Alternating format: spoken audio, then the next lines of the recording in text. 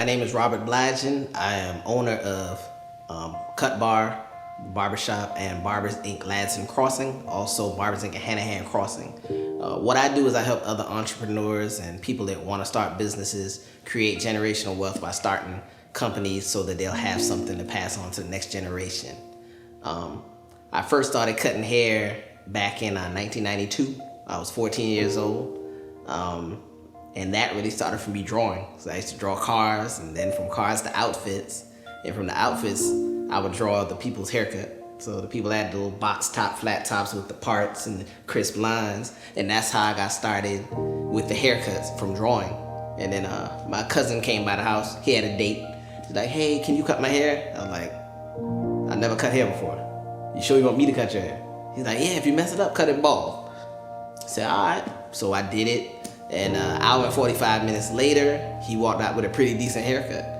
And from that point, I asked my mom to start taking me to the barbershop when she would go to Charleston. Cause mind you, I'm on Edisto Island, so you gotta pass Hollywood to get to Charleston, to get to Charleston. So she would drop me off at Gene Morrison, and she would drop me off at Robert Lee Brown. And they would take their time with me and ask the customer in the chair, hey, are you in a rush today? The customer's like, no. Well, I'm gonna teach young blood, I'm gonna talk him through this haircut. And they would talk me through every step that they're doing on the client. And then I go home and practice that on my friends in middle school, because I was 14, so it's like 8th, 7th, 8th grade. So I practiced on everybody in the neighborhood and everybody at church. And that's how I got my start. The people actually liked the cuts. I was surprised. I just saw some Polaroids that I had in like a flip book of the haircuts I was doing when designs were popular. And I actually got a good response, because a lot of the people on the island, the nearest barbershop was 30 minutes away. So it was easier for them to let me do it. And mostly I was cutting little kids at first. Right. So people would just sacrifice their kids, like, go on, boy, get up there, get your hair cut. And they sacrificed their children and let me cut their hair. And once they saw I was good with the children, then nothing else started. Give me a shot. Were you charging money back then? Yes. Wow. I was charging $3 a haircut. Okay. And my dad pulled me to the side and said, hey boy, you can't use my electricity for $3. You need to charge $5. I was like, well, Dad, the professional barbershop with a license is charging $7 for adults and $5 for kids. So how am I gonna charge $5 and I don't have a license? He was like, charge $5, but you can't use my electricity, boy. All right. So then I had to tell everybody, hey man, Daddy told me I gotta charge $5, and they paid it. Wow. And it went from there. At that time on Edisto, for our generation, the teenagers, it was me, then it was Greg Morrison, and then it was Isaiah Gabe, who was a fireman at the time. So he was in his 20s. And then you had Bernard, who was like in his 40s. So we were the people cutting hair at that time.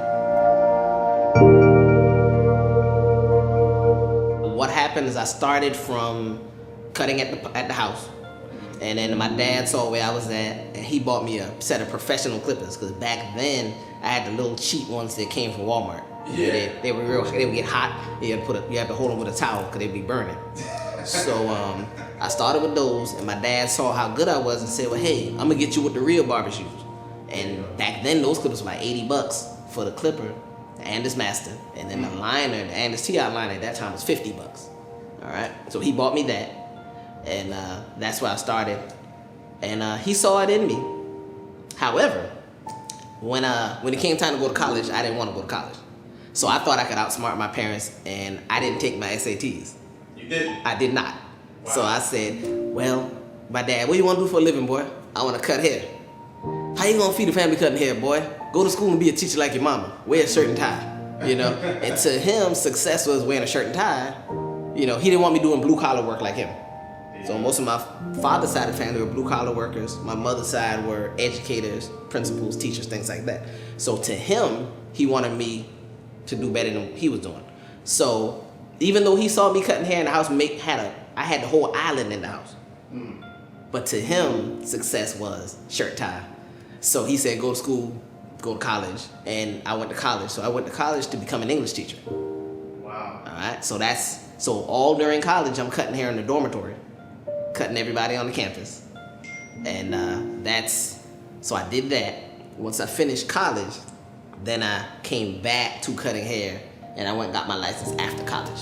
So after 4 years of college, I got my barber license in Beaufort, South Carolina, on the job training in a barbershop called Fresh Cuts, and the owner was Henrietta Wiley in Beaufort, and so I got my license there in that barbershop in 2000. In 2000.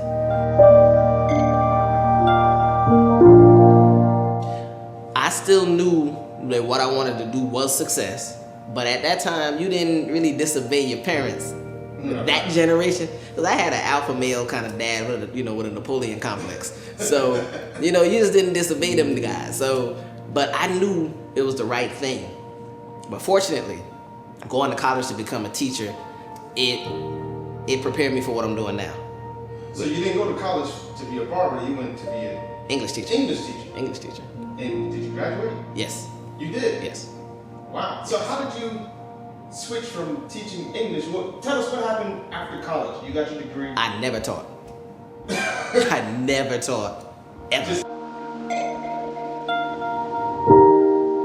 So it prepared me I'm an educator as well. So I'm a licensed barber instructor. So I teach people I license people to get their barbering license. And then I teach at the hair shows, Bronner Brothers Hair Show, Premier Hair Show, and other various hair shows in the United States here. So it gives me opportunity. It taught me structure and format, how to speak to a crowd. So it was not a total waste. It was not a total waste. It exposed me to business administration. It exposed me to other people, and it opened up my eyes. So it's definitely it's part of what made me. Right now, I own the Cut Bar, which is in Northwoods Mall. Then I own Barbers Inc. at Ladson Crossing, and then that's Barbers Inc. at Hanahan Crossing, which is 2 weeks old now, so 3. How did I get there? English, and from there, I knew I wanted to cut hair. So I went to get a haircut from my cousin. He pulled out a wad of cash, and I was like, you know what, man? I need to go ahead and finish this, because I know they weren't paying teachers very well at that time. So I went, did the on-the-job training in Beaufort, South Carolina, and here was one unexpected twist. So I got fired. I got fired from the shop in Beaufort. I did something I wasn't supposed to do, and so I got fired. And when I got fired, I came back to Charleston. That's how I got back to Charleston, because I probably wouldn't be in Charleston had I not got fired. I'd probably still be in Beaufort. Wow. So I got fired, came back to Charleston, started working with my cousins, Ken Seabrook, Ryan Seabrook, Sean Adams. So I'm working with these guys, and from there, I got there in 2001. I worked there from 2001 to 2005. 2005, I opened up my first barbershop, which was called Upscale Barber and Styling. First little 3-chair operation. I had no bank account. I had no savings account. I was making money hand over fist, but I didn't know how to save it. So I was just blowing it as it came. And so I opened up my first location, 3 chairs. And here's something that people can use. I didn't have the money. I didn't have the deposit. I didn't have the first month rent. I went to the landlord, how much is the building? He said it'll be $950. So I said, okay. I took it to my lawyer, said, hey, what do you think? He charged me $50 to read it. He said, $825. Pay $825. So I didn't do it. 3 months later, the landlord calls me back, hey, I rent you the building for $825. I did it. And so from that point, I gave him the deposit, which was $825. I gave him that. I didn't have the first month rent. I didn't have that. He prorated it, which was $5 and some change. And I gave him that a week later. So all you gotta do is ask. A lot of people think you gotta have everything together. You gotta have all the money. No, you don't. Just ask. Hey, this is what I have. Will you take this, and when can I give you the rest? And they'll I knew it was time for me to open my shop when I had all these ideas. I just had idea after idea. And you have the shop I was working in was owned by two people. It was owned by Sean Adams, which is a friend of my cousin, and then Ken Seabrook. Those are the two owners. Ken Seabrook is my cousin. So, you know, there's structure, there's order. You're supposed to do things a certain way. But at that time, I was 24, so I was just going all around the order of things. And so I would talk to my cousin and say, hey man, we need more lights. And usually I get my cousin to I could sell him on it, and I would sell Ken on these ideas. And Sean would come back and we done repaint the whole shop. We done add lights. We done did this. And I was just making Sean, oh man, I was doing the most. And I was wrong. You know, I can admit that now. But they were good ideas that later on, once he saw, he's like, you know what, this is a good idea after all. But the way I went about it was wrong. So, you know, so I realized it was time. And my clientele was overflowing. And I was like, all right, I think I'm ready now. And I met some people in Columbia that had big shops with 10 barbers. I hadn't seen that in Charleston at that time. Most shops were like 4, 5 barbers. So I wanted to do this 10-chair thing. So I started with a 3-chair shop. And we grew from 3 to 6 chairs. And then that was 2005 when I opened my first one. I opened my second shop in 2007 with 9 chairs. And then 2009, I opened that and opened up the upscale on Ashley Phosphate. So I had the Best Buy location, which was open in 2007. The Dorchester Road location, which was the smallest one on Dorchester Road, the Mark IV Plaza, in the little neighborhood plaza. And then 2009, I came to Ashley Phosphate, the corner of Ashley Phosphate and Dorchester Road, by the Piggly Wiggly. And that shop was my biggest shop, which had 13 chairs in it. I had, at that time, I had Ashley Phosphate. Ashley Phosphate had 13 chairs in it. We had 12 people working there. And so it originally was 8 barbers on one side, 5 stylists on this side. Then I switched it to 6 barbers, 6 stylists. And so I got rid of the 13th chair and just made it 12. So full staff, things going great. And something I learned is most people have ambitions and want to do things and want to move to the next level. And if you don't give people a path to elevate their career, they'll create one.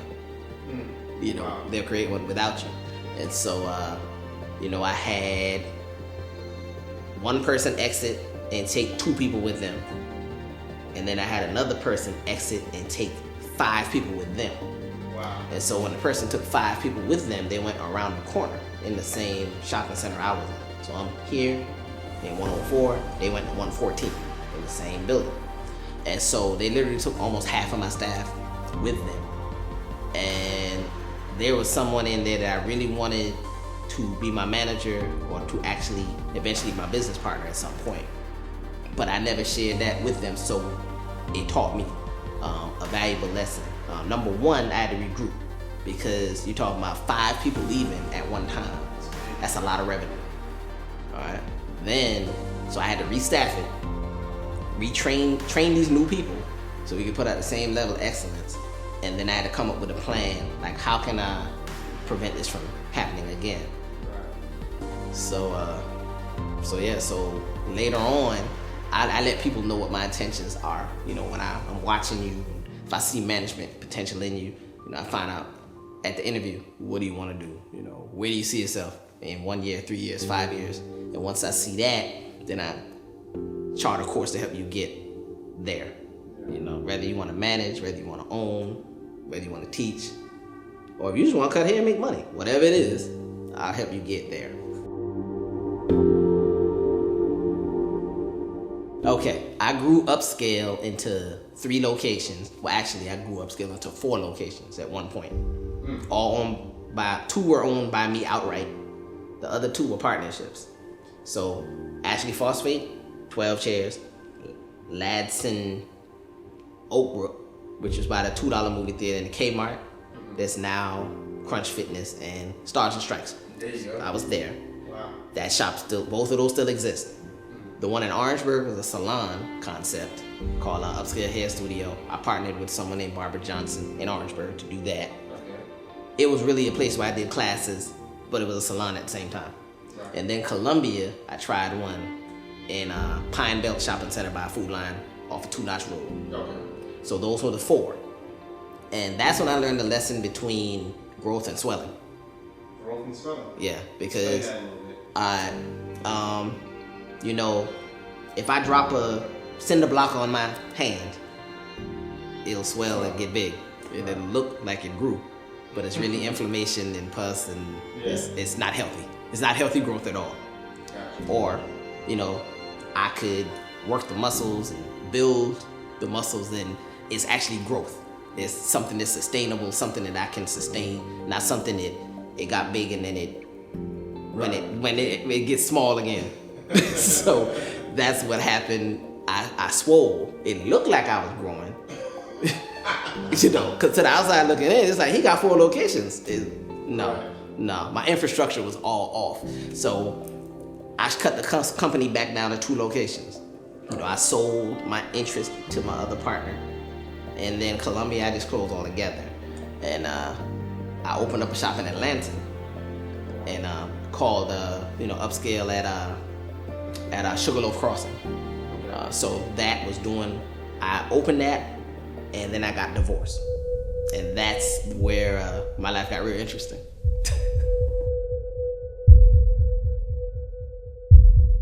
When I got divorced, I learned a lot.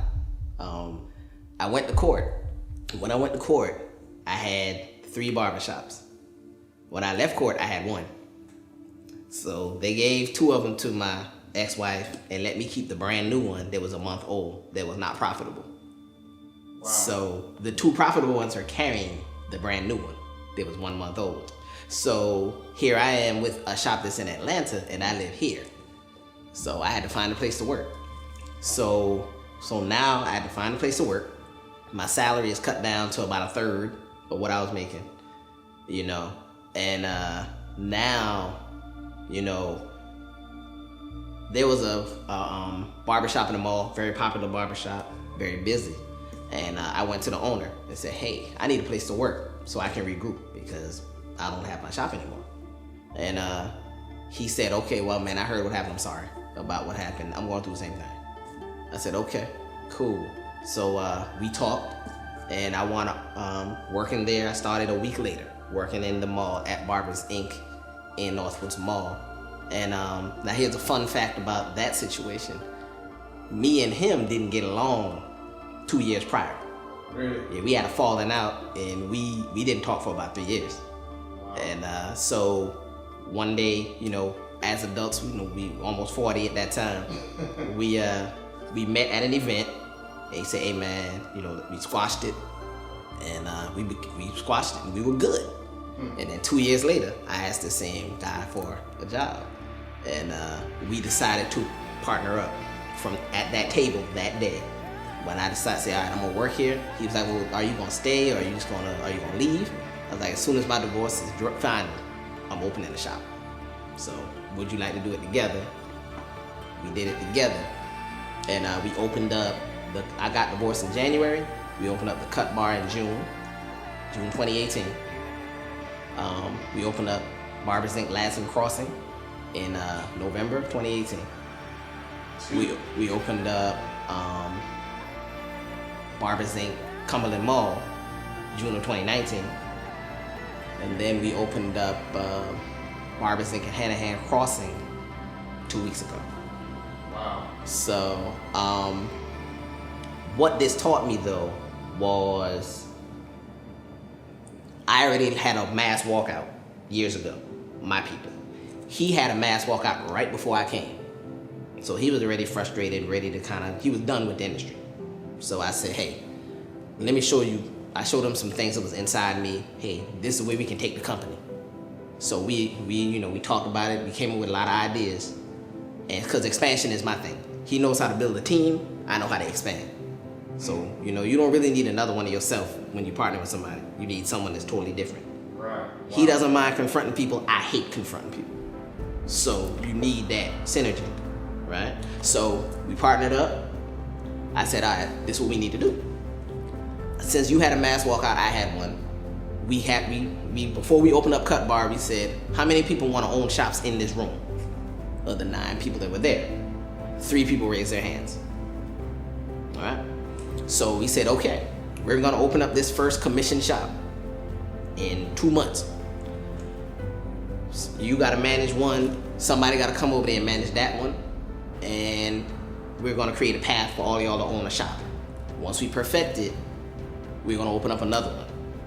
One of y'all can be part owner of that, and we'll continue to keep opening them until each one of y'all is a partner and has an ownership stake in the location. Wow. So now the path is barber, assistant manager, manager, co-owner. So now you have, whether it's a 50% stake or a 33% stake, whatever it is. And so that's what we did. So now we have that path so they can grow. They don't just hit a brick like, all right, this is all I can do. I can't cut any more hair.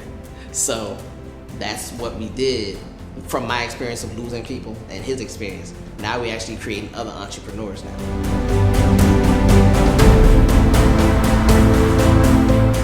What I would say to someone that wants to manifest something that they have inside them is put it out there. Whatever the product is, you know, if you want to start a bakery, you know, you want to make a restaurant, you want to do anything, whatever you have in you, put it out there, flaws and all.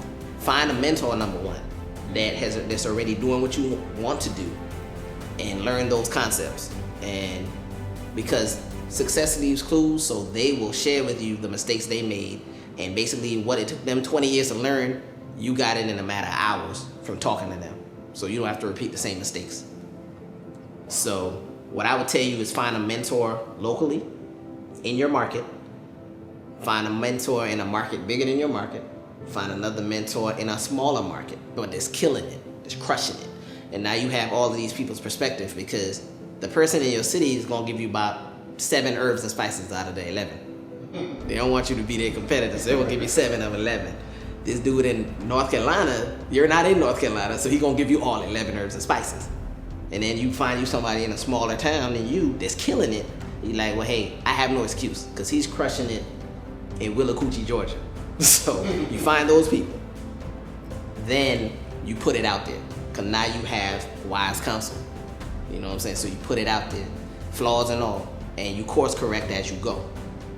Because what's gonna happen is, you're gonna have the idea, and if you sit on it forever, you'll see somebody less qualified than you, less experienced than you, come out here and do it. And they may succeed, and the other person may jack it up. But you're sitting there like, man, I had that idea. That could be me. And now you mad. So, you know, so execute, execute, execute. Put it out there, and just course correct as you go. And just reinvest and continue to better yourself. That's my advice. Okay, so here's my contact information. My phone number, number one, is 843-568-2155. Robert Bligen. On Instagram, it's Rob Upscale on Instagram. And then on Facebook is Robert Bligen III. And I also have my business group, which is Robert Bligen Consulting, where you can find out anything about entrepreneurship, how to start your business, how to grow your business, how to improve your business. And through that, I offer coaching, where we do one-on-one coaching, you know, whether it's per hour, or if you want me to coach you for the month or coach you long-term, whatever it may be. So we do the coaching.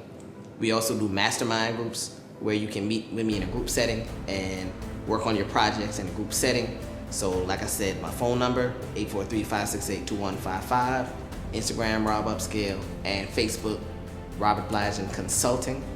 And then there's my online university, which is on Teachable. It's the Robert Bligen Online Academy, which that is also on my Instagram. There's a link in my bio to go to that. So, Godspeed.